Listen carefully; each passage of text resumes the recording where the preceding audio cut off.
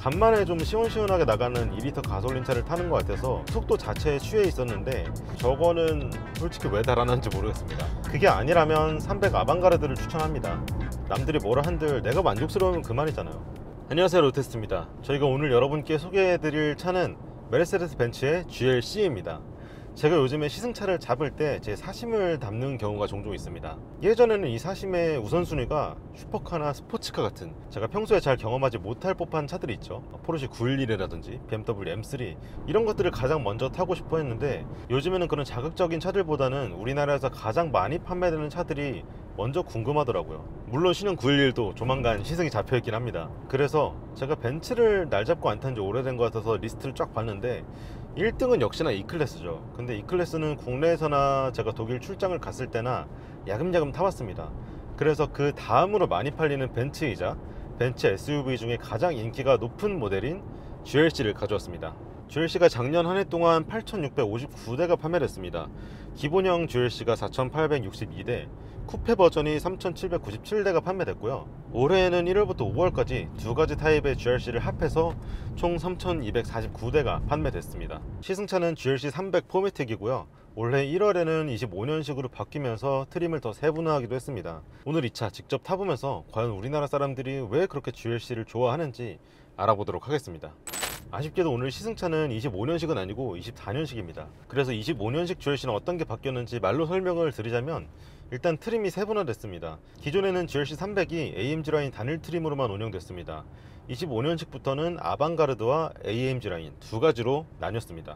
그래서 기본형 GLC는 220D 아방가르드, 300 아방가르드, 300 AMG 라인 이렇게 세 가지고요. GLC 쿠페도 아방가르드와 AMG 라인으로 나뉘어져서 AMG를 제외하면 총 5가지의 GLC 라인업을 만나볼 수 있습니다. 디자인이랑 옵션이 조금 다른데 일단 가장 큰 차이는 범퍼 그리고 실내 디자인일 거예요. 아방가르드의 범퍼는 조금 더 부드럽고 깔끔한 느낌이고요. AMG 라인은 진짜 AMG 모델에 부럽지 않은 공격적인 모양의 범퍼가 적용됩니다. 그리고 실내에서는 이 스티어링 휠 위주로 보시면 될 것 같아요. 아방가르드에는 심플한 3스포크 스티어링 휠이 들어갑니다. 반면 AMG 라인은 지금 보시는 것처럼 이 양쪽 스포크가 가느다랗게 두 갈래로 나뉘어 있는, 검색해보니까 잠자리 운전대라고 부르는 분들도 계시더라고요. 어쨌든 더 스타일리시한 모양의 스티어링 휠이 적용됩니다.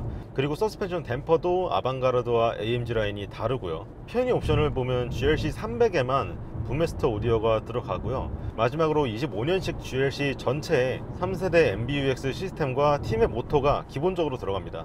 파워트레인은 그대로입니다. 직렬 4기통 2.0 가솔린 터보 엔진이 들어가고요. 9단 자동 변속기와 매칭됩니다. 최고 출력은 258마력, 최대 토크는 40.8kgm로 이 동급에서는 꽤 강한 성능을 가지고 있습니다. 가속을 잠깐 해보면요,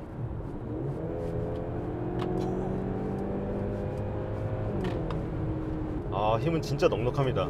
시속 90km로 달리다가 추월 가속을 해보는 건데 기어를 8단에서 3단까지 순식간에 내립니다.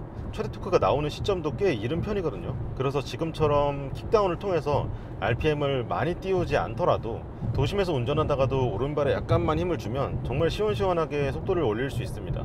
그리고 여기에 48V 마일드 하이브리드 시스템이 붙었습니다. 이 모터가 동력을 보조하기도 하는데 순간적으로 23마력과 21kgm의 힘을 더 얹어준다고 해요. 그래서 정지 상태에서 시속 100km까지 도달하는 시간이 6.2초밖에 안 됩니다. 대중형 SUV 치고는 꽤 가속력이 빠르죠. 2리터 가솔린 엔진으로 이렇게 달려주니까 몇 달 전에 탔던 X3가 또 생각이 나네요. 최근에 BMW X3가 풀체인지가 됐죠. 그때 행사에서 제가 탔던 모델이 2.0 가솔린 터보 엔진을 넣은 X3 20이었습니다. 그 차의 최고 출력이 190마력이었어요. GLC 300이랑 비교하면 출력 차이가 꽤 많이 나죠. BMW답게 핸들링 성능은 아주 좋고, 또 이번에 승차감도 정말 좋아졌는데 치고 나가는 느낌만큼은 그래도 좀 타협을 해야 되는구나 라고 생각했거든요.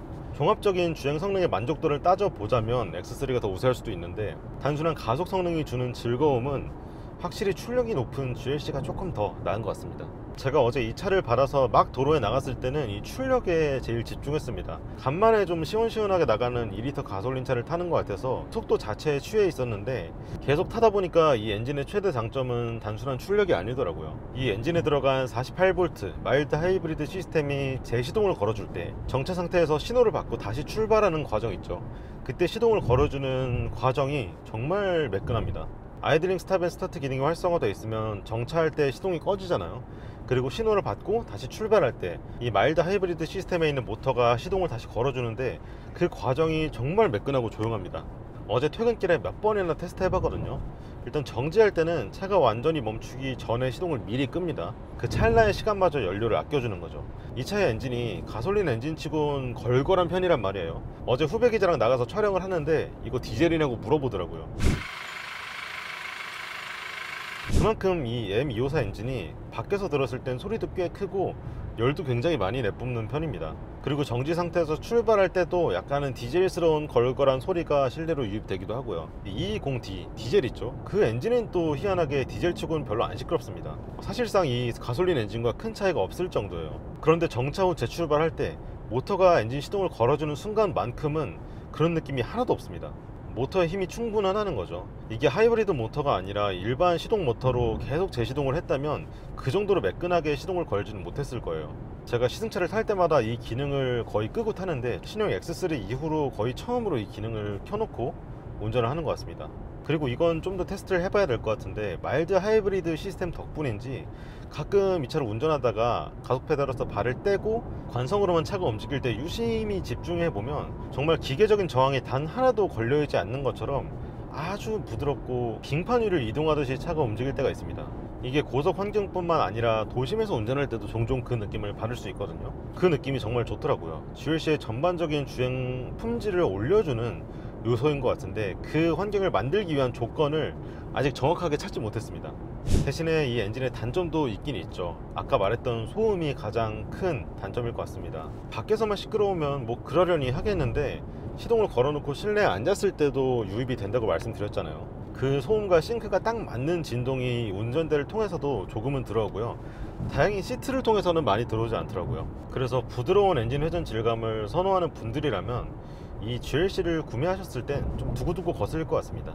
이 GLC에 들어간 9단 변속기에 대해서도 여러가지 후기들이 있더라고요. 변속기 자체는 아주 무난한 성향을 가지고 있는 것 같은데 저단에서 변속할 때 가끔씩 변속 충격이 생긴다 이런 얘기들이 있더라고요. 이것도 제가 어제 서울 도심에서 퇴근하면서 몇 번이나 한번 집중을 해봤습니다. 저도 이 변속 충격을 한번 느꼈습니다. 제 경우에는 속도를 줄일 때 3단에서 2단이 들어갈 때 한번 꽝 때리는 듯한 변속 충격이 들어오더라고요. 가끔씩 그런 차들이 있었거든요.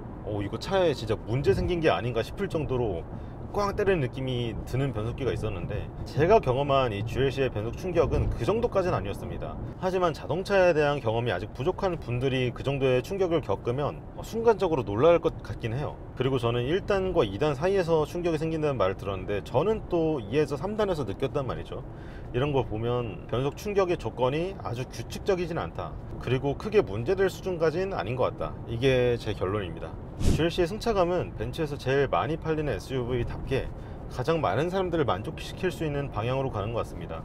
보통 이 정도 급의 SUV에선 아주 말랑말랑한 승차감까지 기대하진 않잖아요. 딱 이 차의 세그먼트 또 소비자 성향에 맞는 너무 부드럽지도 않고 또 너무 탄탄하지도 않은 그 중간값을 잡아냈다고 생각합니다. 이런 식으로 약간 속도를 높여서 코너를 돌면 차체는 분명 기울어지긴 하는데 부담스럽지 않은 선에서 그 기울임을 멈춰주네요.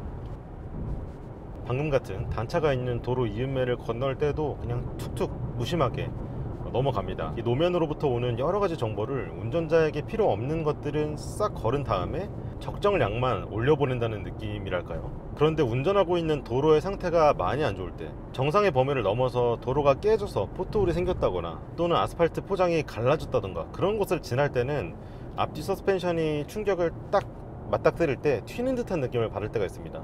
그래서 대부분 운전 상황에서의 승차감은 나무랄 데가 없는 건 맞지만 서스펜션을 처리할 수 있는 일의 총 범위는 그렇게 넓지는 않다, 이런 생각이 들어요.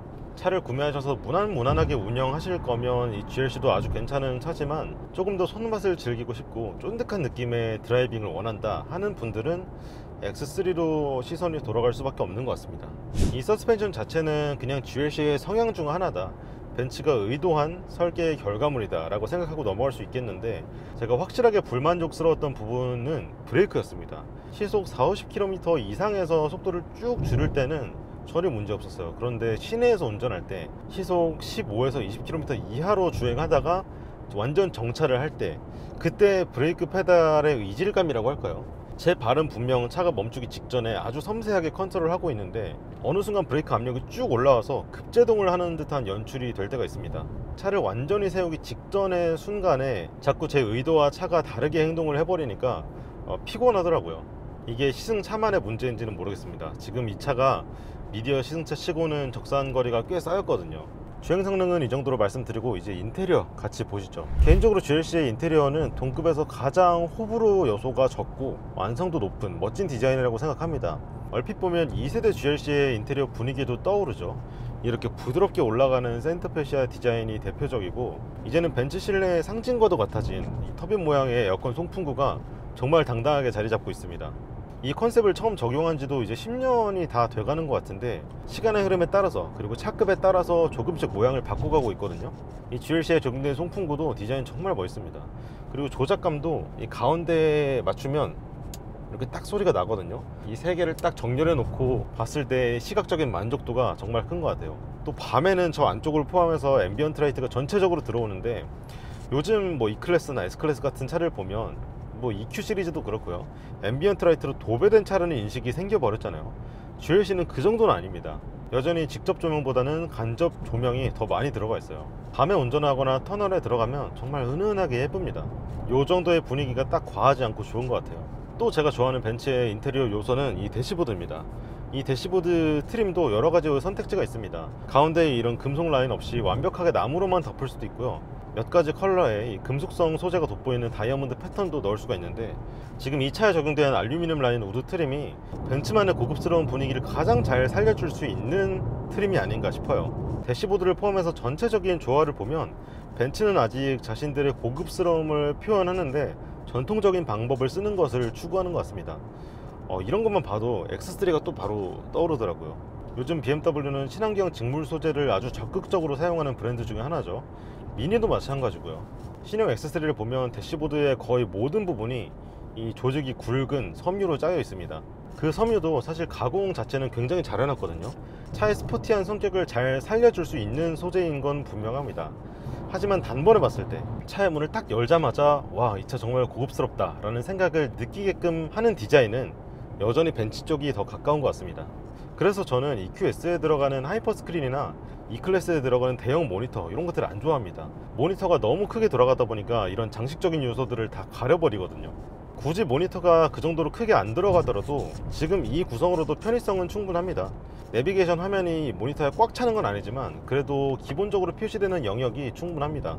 지금 판매하고 있는 GLC에는 T맵이 들어갔지만 전 버전, 지금 이 시승차에 있는 순정 벤츠 내비도 쓰기가 참 괜찮았거든요. 비교 대상을 수입차 순정 내비게이션으로 두면 더더욱 그렇고요. 또 저는 제일 마음에 들었던 게 이 헤드업 디스플레이입니다. 제 앞에 요 뚫린 공간 보이시나요? 저만큼이 전부 헤드업 디스플레이 영상을 쏴주는 공간인데 사이즈가 진짜 큽니다. 저 앞유리에 비추고 있는 정보의 가지수 자체는 다른 브랜드와 거의 비슷하지만 이 정보들이 너무 오밀조밀하게 모여있지 않고 충분히 퍼져 있거든요. 그래서 내비게이션 안내가 들어갈 자리가 많다 보니까 다른 브랜드라면 간략하게 화살표로만 표시해 줄 법한 부분도 GLC의 헤드업 디스플레이는 경로 안내를 설정하면 제가 지금 이동하고 있는 것 주변의 지도를 작게 잘라서 얹어 놓은 듯한 아주 디테일한 안내를 해줍니다. 그래서 운전 환경은 전반적으로 쾌적했고요. 어제 차를 받았을 때 이 계기판이 혼자서 한번 재부팅 됐던 것만 빼면 모니터 자체에 큰 이슈는 없을 것 같습니다. 이 중앙 모니터도 화질이 굉장히 좋아요. 반응 속도도 괜찮고, 재밌었던 건 이 차의 오프로드 페이지가 꽤 진심 모드로 들어가 있습니다. 차의 기울기랑 타이어 압력, 타이어 온도까지 상세하게 나오고요. 또 오프로드 모드까지 들어가면 내가 앞바퀴를 얼마나 꺾었는지, 가속 페달과 브레이크 페달을 몇 퍼센트 밟았는지까지도 보여주고 있어요. 오프로드에 자주 갈 만한 차는 아닌데 의외로 이 차가 오프로드의 진심입니다. GLC의 실내에서의 단점은 대부분 2열에 있지 않을까 싶어요. 공간 자체는 괜찮은데 동급 모델에 비하면 편의 사양이 아주 풍족한 편이 아닙니다. 일단 USB 포트가 없고요. 저번에 X3를 시승할 때 창문 블라인드가 있는 게 되게 반가웠는데 GLC는 이 블라인드가 없습니다. 그래도 2열 등받이 각도는 괜찮은 편이고 착좌감도 나쁘지 않아요. 바로 아래급인 GLB만 돼도 저는 2열 착좌감이 너무 별로였거든요. 몸을 잡아준다는 느낌이 아예 없어가지고 GLC 정도는 돼야 뒷좌석 사람들도 만족을 하기 시작할 것 같습니다. 트렁크는 또 GLC의 장점입니다. 3세대가 되면서 구형보다 70리터 늘어났고, 그래서 기본 용량이 620리터입니다. X3가 570리터니까 딱 50리터 차이가 나죠. 그리고 2열 시트를 폴딩하면 1680리터까지 늘릴 수 있습니다. 마지막으로 이 차의 외관 같이 보시죠. 전체적인 실루엣은 둥글둥글합니다. 그런 가운데 램프나 범퍼 같은 포인트는 인상이 꽤 짙어요. 아방가르드는 특히 더 부드러운 느낌이 살아있고, 공격적인 분위기를 원한다 그러면 지금의 AMG 라인을 고르시면 됩니다. 거기에 본격적인 자세까지 원한다 그러면 GLC 쿠페를 선택하시면 됩니다. 차의 전체적인 덩어리감은 2세대랑 비슷한 것 같은데 3세대가 되면서 제가 가장 좋아하는 부분은 램프류입니다. 훨씬 초롱초롱하고 또렷해졌죠. 저는 특히 리어 램프 그래픽이 더 입체적으로 바뀐 게 마음에 들더라고요. 외관은 전체적으로 다 마음에 드는데 하나 굳이 태클을 걸자면 사이드 스텝 있죠. 저거는 솔직히 왜 달아난지 모르겠습니다. 디자인적으로는 멋있긴 한데요, 저기다 발을 올리자니 스텝이 너무 좁고 안 밟고 내리자니 다리에 걸리고 그런 불편함이 있더라고요. 이렇게 보면 GLC는 디자인 방향성이 1세대 때와는 정말 많이 달라졌습니다. 1세대는 이름이 GLK였죠. 2세대부터 GLC라는 이름을 쓰기 시작했는데 저는 그 GLK와 그 당시 나왔던 C클래스 이 두 가지의 디자인을 정말 좋아했습니다. 직선이 엄청나게 강조된 모델이었잖아요. 차체 크기는 작은데 이 차의 전체적인 실루엣이나 각 면들을 나눠주는 굵직한 선들이 저는 너무 멋있었습니다. 그 당시 제가 BBC 탑기어를 찾아보면서 그 운전 잘한다는 프로 리뷰어인 제레미 클락슨이 C63 AMG를 가지고 안절부절하면서 리뷰를 했었던 그 영상이 아직도 생생합니다. 그때 이후로 AMG에 대한 환상이 생겨나기 시작했거든요. 요즘 현대차를 포함해서 레트로 디자인을 다시 가져오는 브랜드들이 종종 있는데, 그런 벤츠도 나중에 자신들의 과거 모델을 닮은 레트로 디자인을 만들어낼지 궁금하네요. 가격 비교를 해보면서 마무리를 해보도록 하겠습니다. 25년식 GLC의 가격은 220T 포매틱 8,030만원, 300 포매틱 아방가르드 8,050만원, 그리고 300 포매틱 AMG 라인이 9,040만원입니다. AMG 라인 단일 트림이었던 24년식이 8,680만원이었어요. 트림이 두 가지로 나뉘면서 가격도 양분화가 됐습니다. AMG 라인의 가격이 더 올라가긴 했지만 그래도 필요한 분들께는 선택과 집중을 할 수 있는 기회가 생겼다고 생각합니다. 그래도 GLC는 여전히 비싼 차죠. X3의 가격을 비교해 보니까 이게 더 와닿더라고요. X3는 6,890만원에서 7,890만원이고요 6기통 고성능 버전인 X3 M50이 9,990만원입니다 GLC 300 AMG 라인에 리어 엑셀 스티어링 그리고 에어 서스펜션까지 들어가면 X3 M50과 얼추 가격이 비슷해지죠. 만약 높은 연비를 원하신다면 복합 연비 14.5km/L에 디젤로 가시는 게 맞는 것 같고, AMG 스타일 범퍼나 전용 서스펜션이 필요한 게 아니라면 이 아방가르드가 가장 합리적인 선택지입니다. 그래서 이 차는 GLC 자체의 디자인이랑 차체 크기 그리고 묵직한 운전 감각을 좋아하시는 분들께 추천드립니다. 절대적인 주행 성능이랑은 별개로 이 운전대, 시트, 가속 페달 이런 것들을 통해서 운전자에게 전달하는 감각이 꽤나 진지하거든요. 저속에서 스티어링 휠을 돌릴 때 무게감도 X3보다 조금 더 무겁고요. 이번 X3가 스티어링 휠 무게감도 가벼워졌고 정말 안정적이긴 한데 경쾌한 느낌이 더 강조됐거든요. GLC의 느낌과는 분명 다릅니다. 단순하게 구매 비용 관점에서도 생각해보면 GLC를 마지막 차로 고르실 분들, 이 차를 사서 내가 정말 끝까지 타겠다 라는 분들은 정말로 남의 눈치 안 보고 구매하셔도 좋습니다. 남들이 뭐라 한들 내가 만족스러우면 그만이잖아요. 반면에 이 차 이후로 다음 차의 계획이 있으신 분들, GLC가 최종 종착지가 아닌 분들이라면 여러 후보들을 쭉 나열해놓고 충분히 고민하시는 게 나을 것 같습니다. 자, 이렇게 해서 GLC 300 포매틱 시승 소감 전달 드렸습니다. 오늘 영상 초반에 말씀드렸던 사람들이 이 차를 왜 그렇게 좋아하는지 알아보겠다라는 목표는 완전히 이루진 못했습니다. 아직은 더 타봐야 될 것 같아요. 자동차의 가격이 일정 수준 이상 올라가면 차를 구매하는 기준이 완전히 달라진다는 얘기도 있긴 하지만 그래도 일반인들이 범접할 수 없는 레벨의 차까지는 아니잖아요. 그렇다 보니까 내가 마음에 들면 그만이지 라는 생각과 그래도 조금 더 합리적인 걸 추구해야 되지 않나 라는 두 가지 생각이 충돌하고 있습니다. 저처럼 마음속에서 충돌이 일어나고 있는 분들에게 오늘 영상이 도움이 되셨길 바라면서 GLC 시승기는 여기서 마치겠습니다. 감사합니다.